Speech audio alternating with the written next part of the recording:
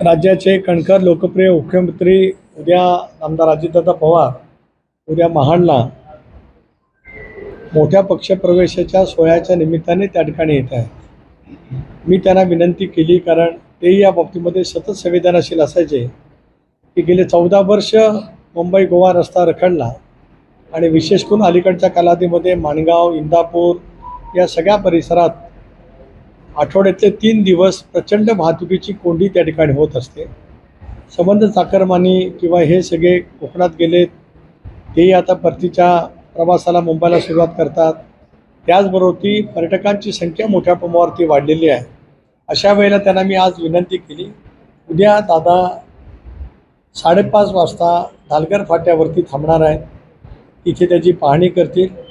National highway, त्याचबरोबर ती national हायवेचे दोन्ही कार्यकारी अभियंता, त्यांचे प्रकल्प संचालक, त्याचबरोबर ती अधीक्षक अभियंता सार्वजनिक बांधकाम, जिल्हाधिकारी, पोलीस अधीक्षक, मुख्य CO, RTO या सर्वांना त्या ठिकाणी बोलवण्यात आलेलं आहे।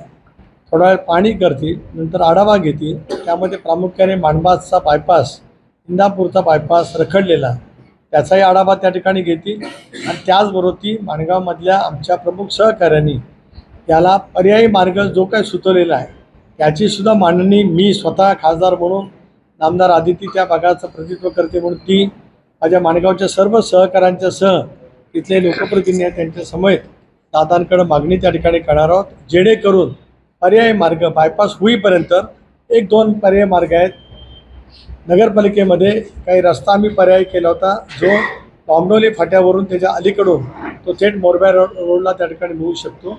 असे जे काही पर्यायी मार्ग आहेत, या मार्गाच्या बाबतीमध्ये सुद्धा दादांनी त्या ठिकाणी आम्हाला निधी उपलब्ध करून द्यावा अशी मागणी आम्ही त्या ठिकाणी करणार आहोत।